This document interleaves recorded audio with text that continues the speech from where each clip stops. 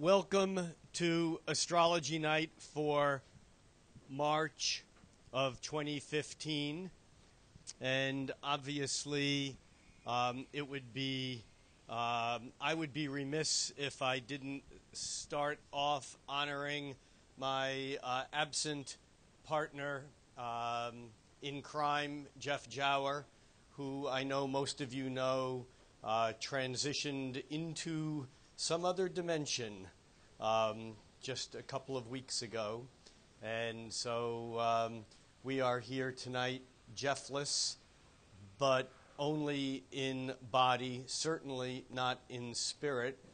And without belaboring the point, it's very important that we honor Jeff by living our lives as fully and completely as we can, as he would have us do. I know that those of you who were here last month, while he was still in process of transitioning, I talked a bit more extensively about that process. And needless to say, this has been a very intense and dramatic month. And although it certainly is, on one level, heartbreaking and sad, that's only from my or our selfish human points of view. Death is a process that we each will do in our own time. And Jeff, as he was a teacher in life, is also a teacher in his process of leaving the planet. It was a very sacred and magical and powerful period of time to share with him and his lovely wife, Danique, who's probably trying to remain invisible over here. And not necessarily. And it's just been a very powerful period of time, and it will continue to be. Also, I just want to say that the celebration of Jeff's life will be occurring on Sunday, March 22nd. And if you want to find out more information about that, it will be held at the Daybreak Star Center over in West Seattle. And if you go to the homepage of StarIQ, STARIQ.com, there's a link for more information there. And Danique and family are asking that if you are attending to please RSVP, just to make sure that they have a count or know approximately how many people are coming. So, did I miss anything? Are we okay there?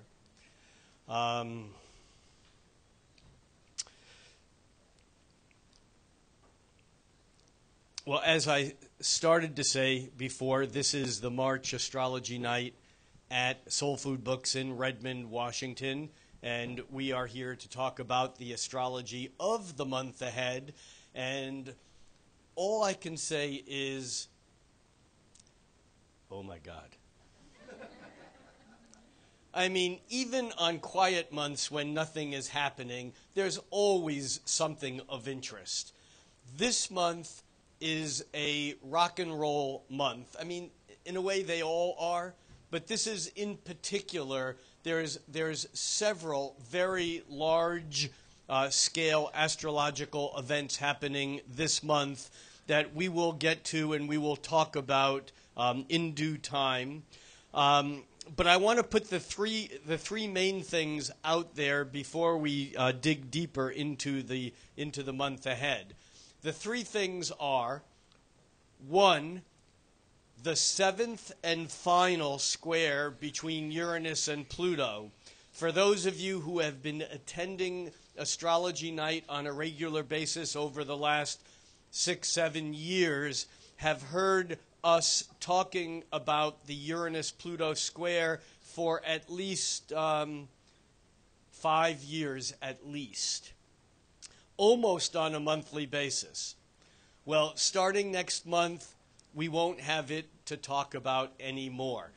On one level, and I want to say more about this in a moment because it's important to understand that although this aspect has clicked in and out of being exact 7 times since the summer of 2012, the fact of the matter is we're going to be feeling its ramifications for years to come, and in fact the intensity will still build even though the aspect itself will begin to wane.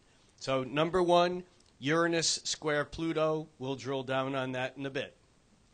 Event 2 is this month we have the second of 3 occurrences of Jupiter trining Uranus.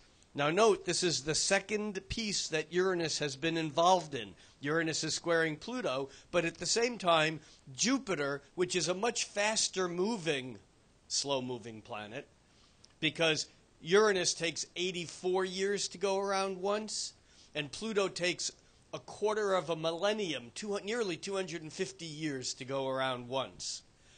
Jupiter, on the other hand, takes 12 years to go around once. It spends a year in a sign. In fact, astrologically, Jupiter is the planetary rhythm that is most likely the basis for the 12-year Chinese astrology zodiac, because Jupiter spends 1 year in each sign.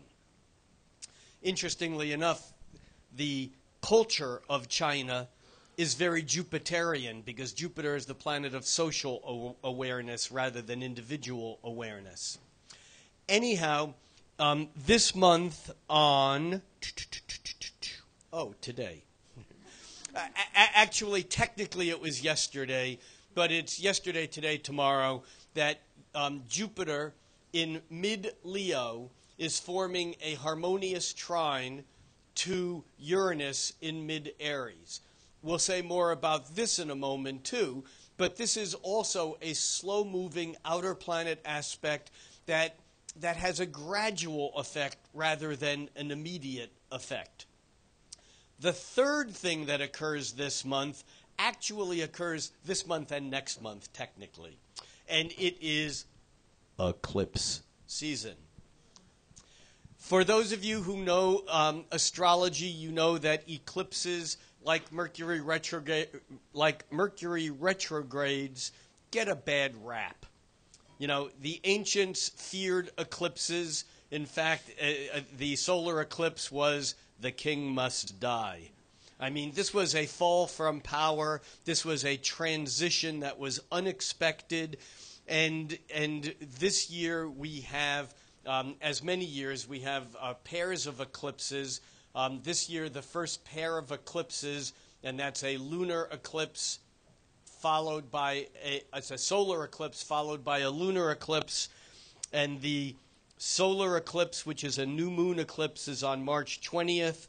And then the full moon eclipse is on April 4th. And although that's technically not until next month, and we will be meeting here the 1st of April, so we'll talk about that eclipse more in depth, the fact of the matter is that this is eclipse season. So we have 3 major things to consider, and yet they're all important and they're all interesting. The real powerhouse of event, not only this month, but for the last several years and for the next few years, is the Uranus square Pluto. And so I would like to start by just spending a moment with a few slides from a presentation that I've done in a number of places called The 60s Inside Out, just to help you understand the intensity of what this Uranus-Pluto square is. Now, astrologically, you can take any 2 planets and look at the cycles that they make as the faster-moving planet makes angles to the slower-moving planet. The primary example, the observable example of this, is the lunation cycle, the new moon to full moon to new moon to full moon cycle. The moon is the faster moving of the 2 planets, and when I use the word planet, I use it in the Greek sense of a wanderer, not in the modern astronomical sense that might even exclude Pluto. However, the faster moving planet or object, the moon, once a moon catches up to the sun, We call this a new moon, and at the new moon, that's the beginning of the next lunar cycle. Halfway through that cycle, at the full moon, there is a culmination of energies. And in fact, the halfway point between the new moon and the full moon, and the halfway point between the full moon and the following new moon, these are the quarter moons, and this is the most dynamic point of change in the cycle. Now, we can observe this by watching the moon, and I don't know how many people actually saw the full moon tonight. It's actually full early tomorrow morning, but this is as large as it will be. And the full moon tonight, if you just, in fact, I just stood out in the parking lot before I came in, because sometimes we astrologers can get so lost in our heads that we forget that this shit's real. And off to the west, where the sun had just set, the brightest object in the sky tonight, and it will be there tomorrow night and the night after, is Venus.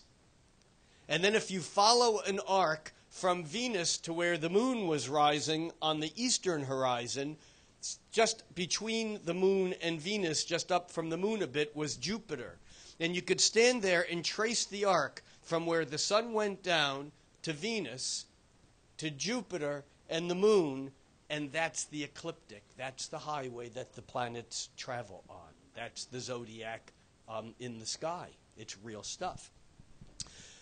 But back to the Uranus-Pluto. So we can look at any cycle and see the seed of that cycle by looking at the new moon or the new moon phase. It might not be it could be any two planets. But the new moon phase is at the conjunction, when the faster moving planet catches up to the slower moving planet. The first stress with the lunar cycle, it's 1 week later, because a week is 1/4 of a cycle, 2 weeks or a fortnight is a half a cycle, 3 weeks is 3/4 of a cycle, and 4 weeks is the next new moon, or the ending of one cycle and the beginning of the next. So here we are at a time where we're experiencing Uranus squaring Pluto. And we astrologers would look back to the seed for this cycle when Uranus and Pluto were aligned or conjunct. It's like their new moon phase. Even though it wasn't a new moon, it was really like a new Uranus to Pluto. But it's the same concept. And it turns out that Uranus lined up with Pluto, as it does once every century and 2/3 roughly. Uranus lined up with Pluto in the mid-60s. Doom, doom, doom, doom, doom, doom. In fact, Uranus lined up with Pluto in the summer of 1965, and then again twice in the summer of 1966. Now, for those of us who are either cultural historians or actually lived through the 60s, we know that the most intense part of the 60s was not necessarily 1965 or 66, which was the summer of love in Berkeley, but 67, 68, 69, 70, it didn't start waning until 71, 72. And from that same point of view, we need to understand that although Uranus and Pluto have now been square 6 times, and their 7th square is on March 16th, but they're close enough that we're feeling it all over right now. And I'll explain how in a few moments. But the fact of the matter is, just like the Uranus-Pluto square of 1965, the Uranus-Pluto conjunction of 1965 and 66, which we didn't feel in its full ramifications and full experience, we didn't feel that fully until 66, 67, 68, 69, politically, economically, socially, culturally. And by the same token, even though the 7th and final Uranus-Pluto square occurs this month, it will be years until we feel the fullness of whatever it is that's going on right now.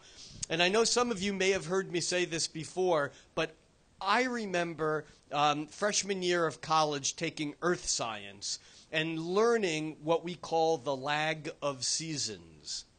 Do anyone know that term? Do we know that term? The lag of seasons is why December 21st or 20th isn't the coldest day of the year. And it's why July or June 20th, the first day of summer, the day where we have the most sunlight, isn't necessarily the hottest day of the year. Not necessarily, it just isn't. And the reason is that it takes months for the heat to cool off. And so we have the coldest days of winter in many places in January or February, not at the end of December. And we have the hottest days of summer in the northern hemisphere, not in the end of June, but already when the days are getting shorter in late July or even in August or even in September. It's the same lag of seasons that can be applied to understanding why the biggest and strongest effects of the Uranus-Pluto square may not be felt for another year or 2 or 3 or 4. We have the social implications to play on through of what we've seen come out over the last few years. As planetary cycles affect the affairs of individuals, so too do they inform cultural affairs, the rise and fall of civilizations, and the evolution of ideas and technology. For those of you who want to dig more, the encyclopedic book on this subject is a book by Richard Tarnas, called Cosmos and Psyche, Intimations of a New World View. And it takes a look at these outer planet cycles in incredible depth over the centuries, and analyzes what the historical implications of this has been in the past and is now. We're just focusing on one rhythm here right now, and that's the rhythm of Uranus and Pluto. And I just want to make a parallel by looking back in history and making a note that Uranus and Pluto, Uranus, this symbol that looks like an H, and Pluto, the circle nested up above the crescent of receptivity. These two planets aligned in 1455. And when Uranus and Pluto align, it's almost always associated with cultural breakthroughs, with technological breakthroughs, with important events that have ramifications that last for years, even centuries. What happened in 1455? Do we have any history buffs? The what? No, there was always a revolution every year. Gutenberg printed the Bible. It was the Gutenberg press. We're talking technology here. And the importance of the printing press as a formative technology for our culture cannot be understated. In fact, I would refer anyone who is interested to a Marshall McLuhan book called The Gutenberg Galaxy, Understanding Technology as Extensions of Man. It's a brilliant book. Now, in 1455, there was a Uranus-Pluto conjunction. And this set in motion the literate society that we are a part of. In 1965 and 1966, at the Uranus-Pluto conjunction then, we had IBM come out with the first business computer, like a digital printing press. And the analogy here is very important because just like it took centuries for us to really understand the ramifications of the printing press. I mean, we don't associate the printing press with the Protestant Reformation a century later. However, if the printing press wasn't printing stuff like Plato and like the Emerald Tablets, the Corpus Hermetica, and this incredible stuff that Rome was not interested in getting out to the people, there would have never been a Reformation. And by the same token, with the digital printing press and the ensuing World Wide Web and the proliferation of the library of information that we have, once again, the powers that be, then it was Rome, now it's the corporatocracies, have lost control. It may take 50 years or 100 years for this to play on through, but make no mistake, the event of this Uranus-Pluto conjunction in 1955-56 was just as important. And then we come up to now, and when I say now, the first of the 7 Uranus-Pluto squares was on June 24th, 2012. And because the Earth is moving around inside these very slow-moving outer planets, they look like they shift into place and out of place and in place and out of place because of the perspective of the Earth's view on them. And these 7 exact squares were June 24th, 2012, September 18, 2012, May 20th, 2013, November 1st, 2013, April 21st, 2014, December 14, 2014, and coming up March 16th, 2015. These 7 events are the key points in a much larger cycle that really began back around 2010 and will last pretty much till 2018-19 or so. What's important to understand is that in the 60s, we had a cultural phenomenon that is now very well noted, and it involved an entire change of perspective that involved music and art and philosophy and a way of looking at the world that is very different or was very different than what went before. And in fact, it's these same things that are coming back into light now. And we've talked about this here from this same stage over this last year. In the 60s, we had revolution in the streets. During this Uranus-Pluto square, not that they ever went away completely, but we had the Arab Spring and the Occupy Wall Street and the Occupy everything. We have that same feeling of the individual against the corporatocracy or the power structure. But now it's not just students in Chicago or at the Sorbonne in France. It's all over the planet.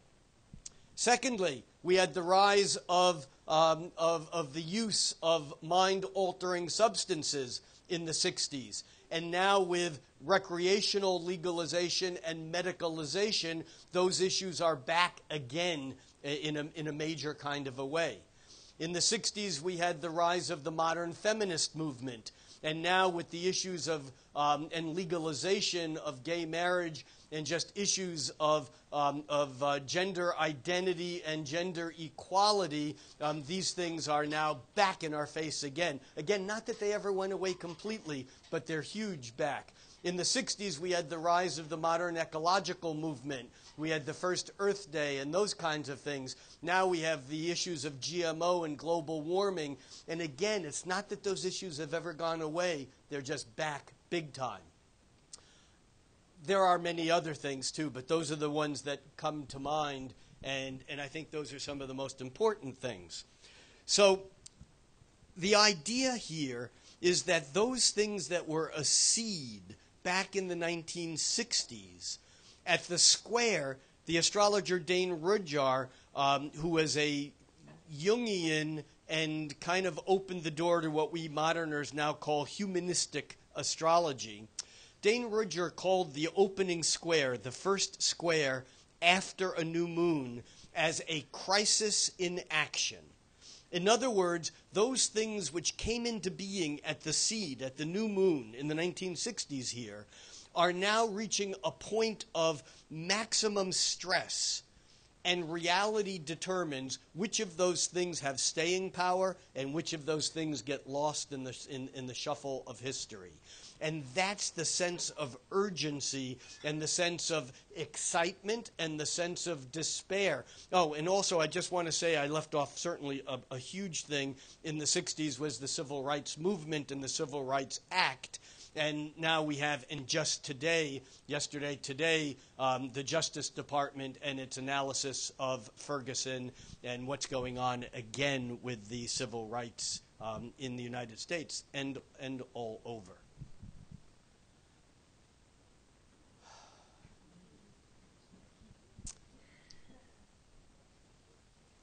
We're just waiting for technology to recycle. So one of the two planets involved in the Uranus-Pluto square obviously is Uranus. And I just want to I have a few slides on Uranus. I don't have them for Pluto, but I just want to paint what Uranus really is because I view Uranus as the planet of lightning. In other words, it's like fire, but it happens instantaneous. It's electrical. Uranus is sudden acting. Like lightning, Uranus's action is to release tension that's been built up, whether or not we know the tension is there. In fact, the more irresolvable the tension is, the greater the strength of the lightning when it strikes and resolves it. As paradoxical as that sounds, it is. Uranus's job is the instantaneous resolution of irresolvable opposites. And so we have Uranus right now creating these events, these sudden occurrences that we just don't expect. And I know you've heard this said from this stage before, but on the day in March 10th, I think it was, 2010, on the day that Uranus moved from Pisces into Aries, where it began humming the square to Pluto in Capricorn, on that day was the Fukushima earthquake tidal wave meltdown. Did I scare you? Good. If Uranus doesn't scare you, it ain't Uranus. So we have this suddenness of Uranus, but it's also the kapow of awakening. In fact, Uranus is called the awakener. It opens our mind. It breaks down the walls of Saturn. Saturn is the constraining energy, and it's the limits. And Uranus is like kapow. It breaks those walls down, and for a moment we can see forever. It's the brilliant idea. It's the aha experience is Uranus. Uranus, the awakener. But here's the interesting thing. As above, so below. The inside is like the outside. The two are the same. They appear different. They appear one as a reflection of the other, but in fact they are the same. They are one and the same. And lightning on the outside is the nervous system on the inside. You know, the nervous system, like lightning, is electrical. It was Benjamin Franklin who first kind of had his aha experience that lightning was actually electrical. And it was Galvani that, you know, the whole idea of stimulating a dead frog with electricity and watching its nerves twitch. The fact is that our nervous system is Uranian, is electrical also.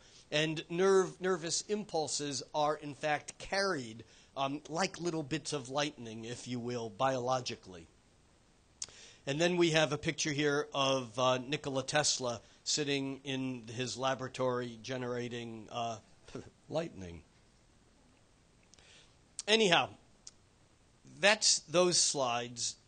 But I wanted to give you an idea of what this Uranian energy is like, because the things that are happening in the news. Oh, and you know, also, I'm sorry. I mean, there's the things that we forget standing here on stage. Okay, the things that I forget. I would like to share the blame with all of you, but thank you. The other little event in the 1960s was, the war in Vietnam. And in that war in Vietnam, we had a playground or a sandbox where the two biggest powers in the world were basically having a wrestling match, a pissing match, a who's more powerful or whatever. But it was so dangerous it needed to be contained somewhere where that didn't matter to us, so to speak. Obviously, that's ridiculous.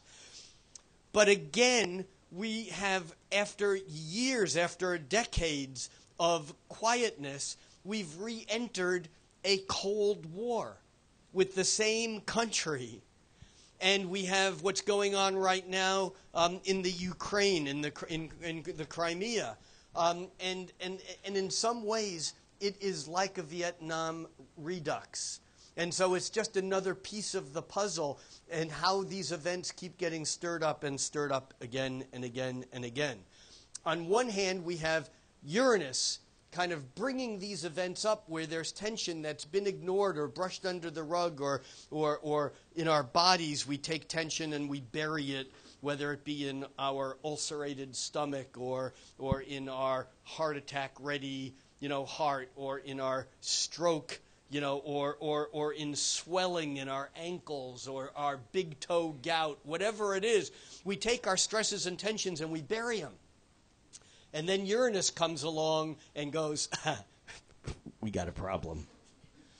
That's what we're seeing right now culturally and socially and economically and personally. And that's where we want to come full circle to, because although we're talking about, up till now, all of this on a global cultural level, the fact of the matter is that what happens out there is no different than what happens in here.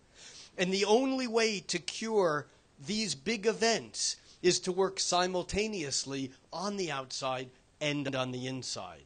And this is a basic Jungian concept which actually corroborates Mahayana Buddhism, for those of you who care. Jung wrote that the salvation of the world will not come about by politicians signing treaties. It will come about by the salvation of each individual person in the world. It's Mahayana Buddhism. No one gets off until we all get off the wheel. So this is part of what we're dealing with. And when it comes to these big issues that we have no way of impacting on a personal, one-on-one level, the fact of the matter is we each have relationships with our parents, with our children, with our husband, with our wives, with our friends, with our lovers, with our employees, with our employer. And it's cleaning up those relationships by cleaning up our internal ecology that makes the global changes happen. So, let's dig into a little astrology. Not that that wasn't astrology. The other planet, by the way, that has been implicated in this square, because we've been talking about, Uranus and Pluto. We talked about Uranus, is Pluto. And Pluto is just Latin for Hades, which is Greek for hell. And here I'm obliged to do what I like to call my brief Christian disclaimer. And that is, when I use the word hell, I don't mean the Judeo-Christian place where one goes in an afterlife to be punished for following the energies of one's body rather than following some higher idealism. Sex. What I mean particularly, and I wish I could take credit for that line, but that's a William Blake line, just to be perfectly clear. It's from The Marriage of Heaven and Hell. And if you don't believe me, Google it. But what I mean when I talk about Pluto or Hades or hell is that place that William Blake wrote is a place, quote, so beautiful that it would drive an angel to insanity. You see, in the hell realms, this is the magic of transformation. This is the hell realms are where the caterpillar becomes a butterfly. It's dark, it's hidden, it's mysterious. It's after the death, quote unquote, of the caterpillar and before the emergence of the butterfly. It's what happens in the bardo states of existence that we in our earthly plane don't normally think about. And for those of you who don't know the word Bardo, B-A-R-D-O, it's not Bridget with a T on the end. It's a Tibetan concept that has to do with the states of existence that are disincarnate, meaning there's no physical substance. Meaning this is what happens when we die physically. As I like to say, when you break the radio, the broadcast station hasn't gone off the air. The radio breaks. Two different things. But from the West, we associate death with because we believe in what Deepak Chopra calls the superstition of materialism. We believe the radio is all there is, and that if the magic of song isn't coming from within the radio breaks, there is no magic of song anywhere. Nothing could be further from the truth. So Pluto is the understanding that when things end, whether it's the end of a concept, the end of a relationship, the end of having a physical partner on stage to work with. It's all, from an astrological point of view, Plutonic, in as much as when it ends, it doesn't really end. It just transforms. From a very selfish and personal point of view, this isn't about the end of my relationship with Jeff. It's about the transformation of that relationship. It's about making friends with him in a different way, working with him in a different way. So, Pluto's role in all of this is significant because Pluto is the key in understanding that these cycles continue to go on. And this is why these times are so profound and so powerful. It doesn't matter what happens right now in the Crimea, or with GMO labeling, or with or what happens in Ferguson, or what happens with the Obamacare.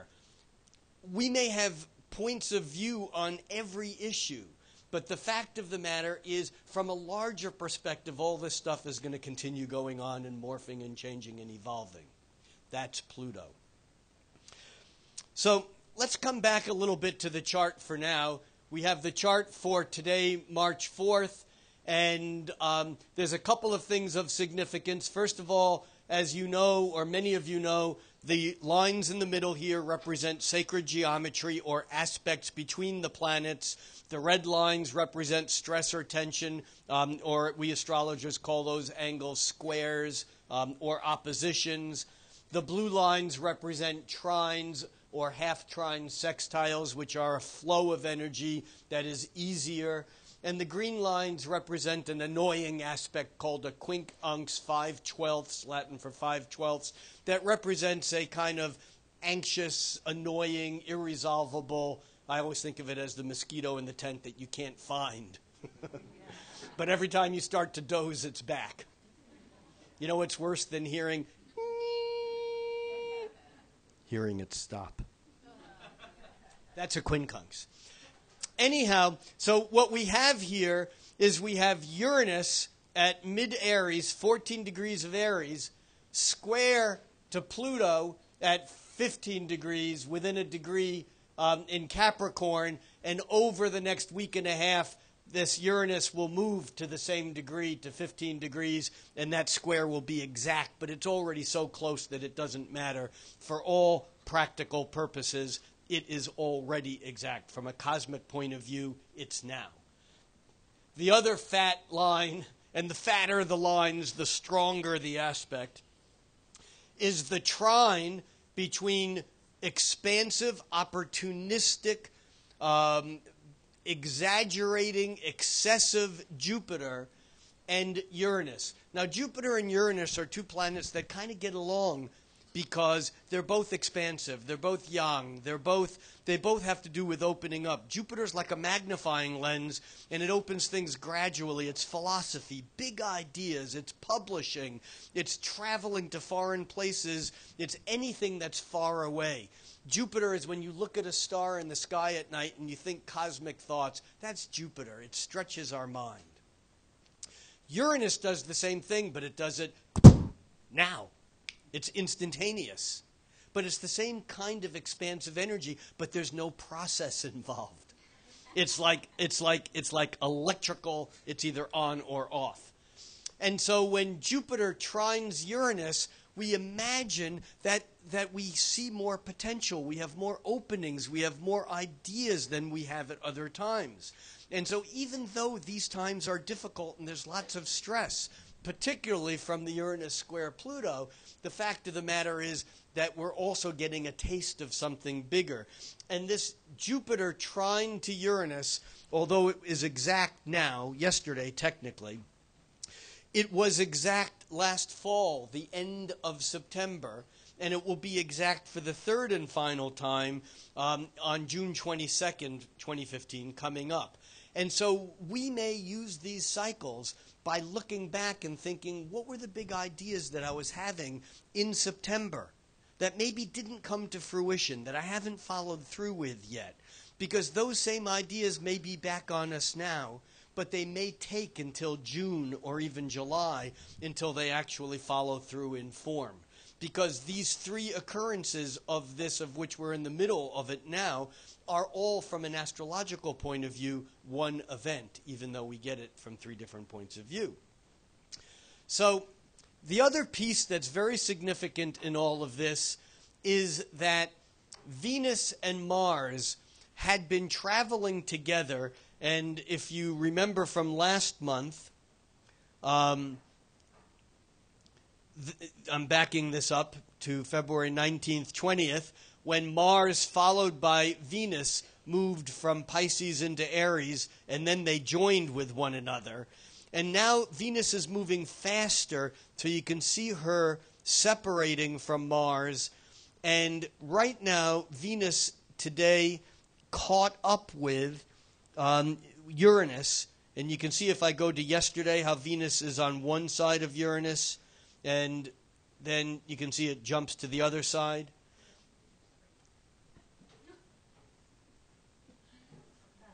Tech support, please.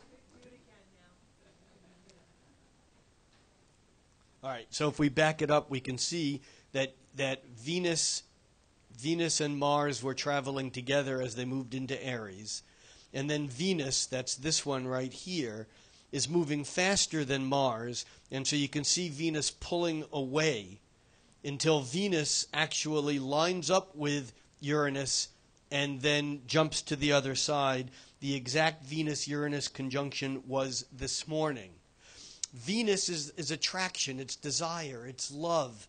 Venus is the goddess of love, it's beauty. And when Venus lines up with Uranus, that's an odd combination, because Uranus is electric and kind of, Uranus is detached. It's emotionally detached. Uranus is electrical without heart, even though the heart is electrical. Uranus is the electrical impulse. And so when Venus lines up with Uranus, we are attracted to things that are normally out of reach or out of the box or out of our social context, or we like the idea of doing things in a different, unique way that is not the same way as we normally do or that we should do. I think of Ram Dass's line, "I've been should upon long enough." Venus-Uranus says, I'm going to do what I want. I'm going to feel attracted to what I feel attracted to, whether or not I should act on it. Now, we don't necessarily act on all of our feelings, and that's good news. But when Venus lines up with Uranus, we certainly feel that attraction. And of course, because Venus is lining up with Uranus, it's also over the past couple of days, or actually also this morning, also formed a harmonious trine with Jupiter. So we're really in a 2 or 3 day reprieve, yesterday, today, tomorrow, of some of the intense energy that we've been experiencing. However, it's not enough of a reprieve to make the serious stuff go away, and we're coming into a full moon later tonight or early tomorrow morning, depending upon where you are, and we'll get to that in just a moment. But I want to stick here for a moment with this alignment of Venus lining up with Uranus and trining and trining Jupiter and squaring Pluto. Can you kind of see how there's a little dance going on here that involves this annoying energy between the optimism and expansive and the dramatic expression of hope? That's Jupiter and Leo, quincunxing Pluto, while Venus is saying, I can feel anything, I can go anywhere, and yet Pluto says, oh yeah, well that brings up deep shit that you may not want to bring up. And if you do, then you have to deal with it, which is okay, but it's not necessarily easy. And yet there's this undying hope attached to it. Now what's significant here as the month progresses, watch Mars, and Mars catches up with Uranus, and the Mars-Uranus conjunction occurs on March 11th, and it actually trines Jupiter just a couple days before that. And so you can see we're in this week or two period of first getting the Venus, the idea that things are going to be nice, and that maybe we don't have to follow all the rules and we can do things our way. And then Mars, the action planet, comes through and says, yeah, go ahead and do it. Be weird. Be eccentric. Take a risk. And yet that Mars is also going to square Pluto, also right in that same period of time on the 11th, which means, once again, yes, it can sound good on paper, and we may take a risk, and we may do something very different. We may be the lightning and actually strike, and yet there still are consequences. So now let's back up and take a look at the full moon, which, let me just add in the lunar aspects here. Aspected points, and we will add in the moon, and we will move this forward an hour at a time until that moon reaches the same degree. There we go, close enough. And there is the full moon, the exact time of the full moon here in Seattle is what? Actually, I have 10:05 a.m., regardless of what this shows here. Anyhow, the moon in Virgo opposite the sun in Pisces. All full moons are like a tug of war. With the moon, our emotions, our feelings, our responses pulling one way, and the drive and the light pulling another.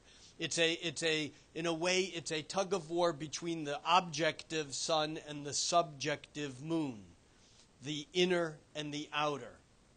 Here, the objective sun is in totally spaced out, intuitive, emotional Pisces, not very objective. And the subjective moon is in analytically precise Virgo, not very subjective. So we have a weird flip here of the basic concepts of what is personal, subjective, and what is apersonal and objective. And yet somehow what we're confronted with during this full moon is, how do we react? That's the moon. How do we respond in a limited and precise and exacting form that ultimately allows for the most compassion and the widest range of experience? That would be the sun in Pisces. Now, at any new moon or full moon, we look to the aspects of the moon to see what the other flavors are of this lunation, in this case a full moon. And we see that the full moon is also trining Pluto, which deepens the energy and makes it more powerful, grounds it, and ties us into this kind of evolutionary cycle of there's more going on than meets the eye. There's stuff that's going on in hidden realms that we may not realize that have great impact and power in this realm. And yet that moon in Virgo is also quincunxing the Venus, Uranus, and Mars in Aries. And so in a way what this is doing is this is making us aware that our impulses, the Aries, the fiery energy of that Venus and Mars and Uranus that wants to just do it its own way now, in some ways is working at odds with the more analytical and correct and precise way that we might have all this figured out in our minds.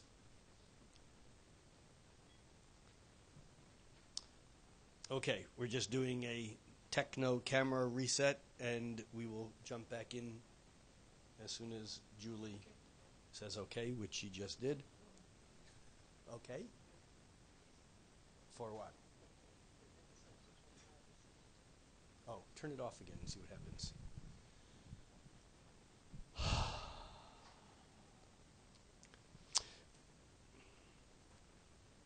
I'm like a telephone call on hold.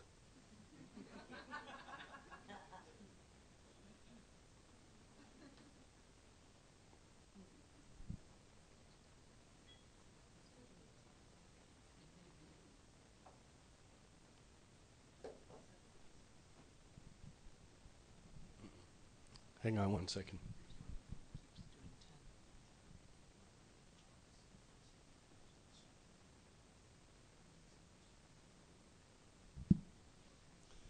Someone play the Jeopardy music, you know, the doom, doom, doom, doom, doom.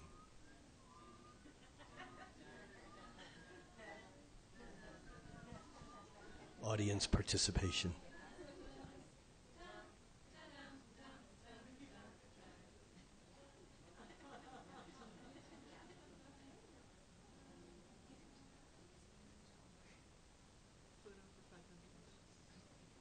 I don't know. We do 10 minutes. Okay. And then see what happens.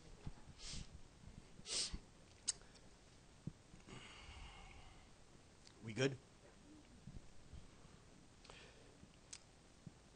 So this whole idea of this full moon that we have tomorrow morning, in some ways, is bringing the attention of the differences between how we would like to respond ideally and how we actually respond in reality.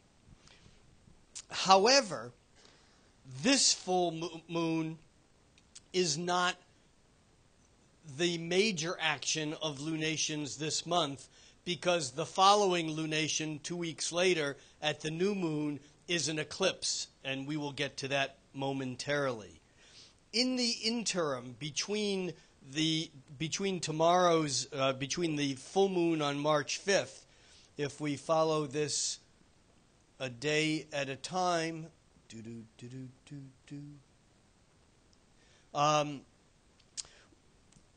what happens is that on March 9th, we have that Mars trining Jupiter, and on the 11th, it conjuncts Uranus. We talked a little bit about that. These are days where if you have things that you've been wanting to do and couldn't get them off to a start, this is a time to start something new, to initiate action on a new project. On the 9th through the 11th, the 8th through the 12th, you know, the universe is not as exact as we astrologers would like to make it. On the 12th, Mercury changes signs. It moves from Aquarius into Pisces. And Mercury is kind of an anomaly in Pisces because Mercury is communication. It's words. It uses analysis and it uses language to talk about things specifically. And yet in Pisces, it's more about dreaming. So Mercury in Pisces is not a time to write a technical manual. It's a time to smoke opium and write Kubla Khan like apparently S.T. Coleridge did. But that Mercury in Pisces it's about dreaming, and certainly there can be a fantasy side of Mercury in Pisces. However, as my friend and colleague Caroline Casey says, imagination lays the tracks for the reality train to follow. Imagination lays the tracks for the reality train to follow, and the higher use of Mercury in Pisces is to actually use the creative visualization imagination process to actually create something that conforms to that later on. I think of William Blake, who wrote, also in The Marriage of Heaven and Hell, he wrote, what was once only what is now proven was once only imagined. What is now proved is what he wrote. What is now proved was once only imagined. So we have Mercury moving into Pisces, but we also have Neptune on a long-term stay in Pisces. So what happens is that as Mercury moves into Pisces, it begins to come into the kind of realm of Neptune, who's at home in Pisces, because Neptune is about imagination and dreams, and so we have Mercury over the following days aligning with Neptune, and that's exact on March 18th. However, as the universe gives, it taketh away. There are always currents within currents and cycles within cycles. And on the 17th, we have Venus, which had been moving along with Mars in fiery Aries. Venus is the first of the planets to escape, and it moves ahead into Taurus. And over the following weeks and months, Venus and Taurus will be followed by Mars, and then the Sun will move into Aries, and it will move into Taurus, and Mercury will move into Taurus. But right now we're getting a first wave of this Taurus energy starting on March 17th, when Venus, the planet of attraction, moves into her home sign of Taurus, and so this idea of spring feels good. Even though we've had an early spring already, or maybe no winter, I imagine that the second part of March will seem unreal as far as the pleasantness of weather, especially as Venus moves into Taurus. By March 25th, we have the Sun forming a trine. The Sun. Oh, well, let's back up to the spring or vernal equinox. In fact, the new moon eclipse that I said we would talk about, we are now talking about. Let me do this so that we have this more exact. We can do this hour by hour and do-doom, do-doom, doom, doom. Okay, that's close enough. So the new moon eclipse occurs at 2:36 a.m. Pacific Daylight Time on March 20th. And here we have the Sun and the Moon lining up within range of the nodal axis.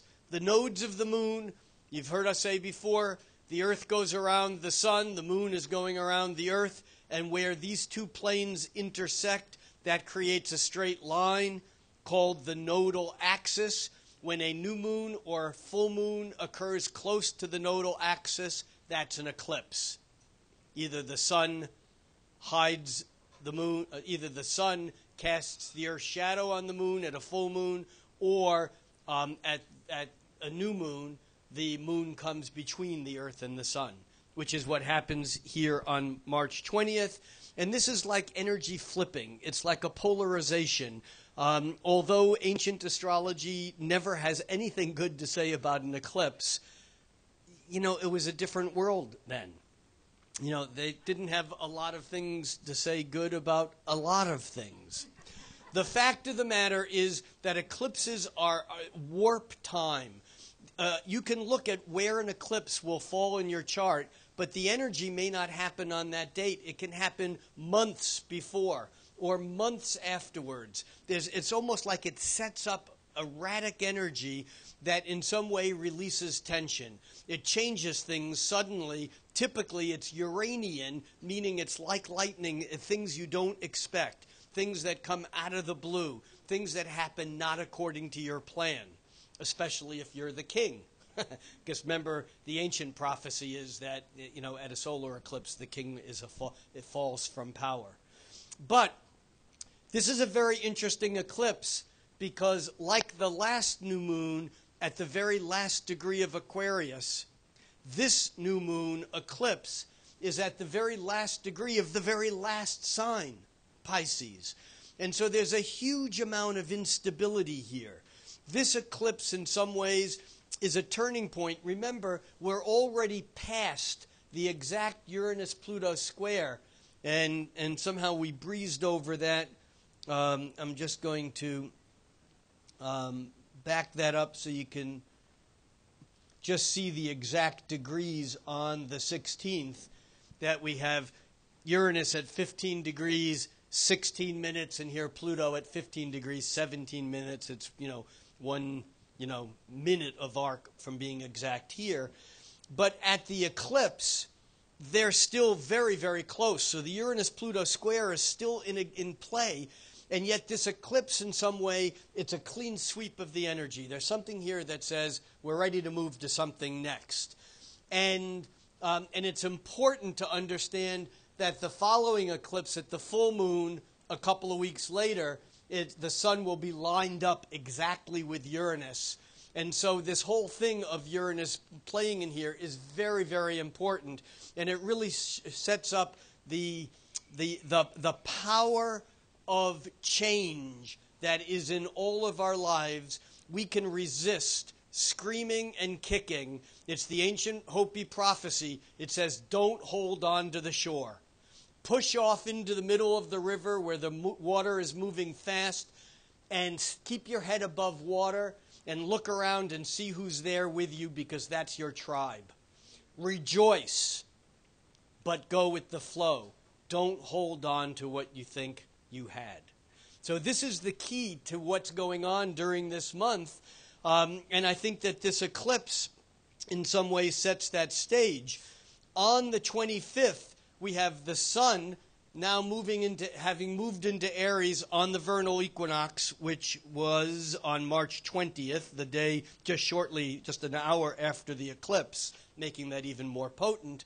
But we have the sun forming a harmonious trine with Saturn, which suggests that even though we're in a time of dynamic change, we can really make things stay. We can do things that give us a sense of endurance, of permanence, of persistence, if we're conscious and we pick what we're doing.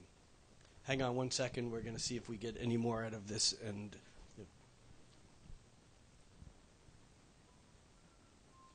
yeah, do that again.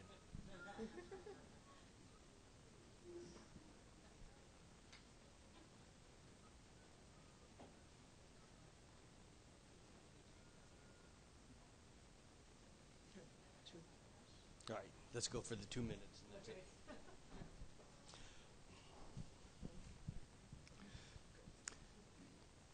So here we are standing at a cusp. The word cusp is simply Latin for edge. People know cusp as the cusp between signs. But we are actually standing at a month that's a cusp between being in the center of this dynamic change and being on the other side of it, even though the intensity of these waves will continue to resonate and build for months, for years to come. The fact of the matter is that it's like an alloy. When you heat two different metals and you mix them together, while they're heated and while you're mixing them together, you can form them. But once they solidify, it's a different animal, and you can't melt it again and re-solidify it. So I'm calling on each of you, on each of us, because I am not separate from this group. I'm talking to me here also. This is a time, this month, March, when we're still in this state of alloys being liquid. And if we wait to make the big decisions that we want to make in our life, if we wait to take the action that we've intended to take for weeks or months or years, by April or May or June, it may be too late. So, as the Justice of the Peace once said, speak now or forever hold your peace. Thank you all for being here tonight.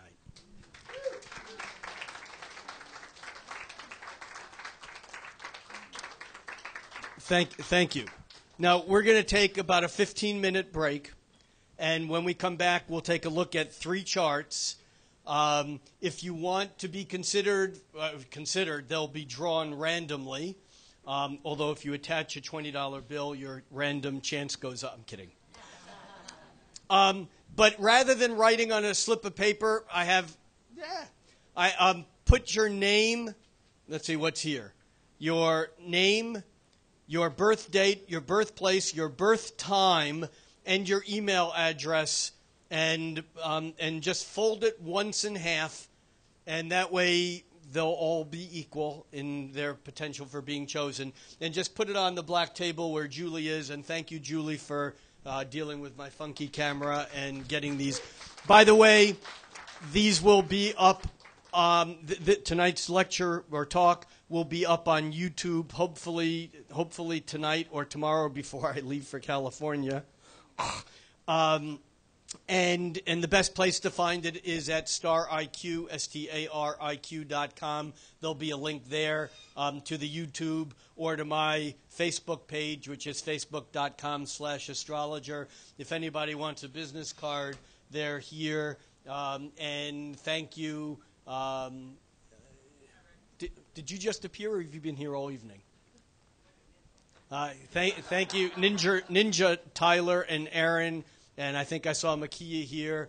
And thank you, Soul Foods, for giving us this place. And you know the drill. Vote economically. This is a free event. So buy an extra cup of coffee. Buy the gift that you were going to buy at some unnamed chain store. Spend your money here. And great appreciation to Soul Food. And thank you all. And I'll see you in about 15 minutes.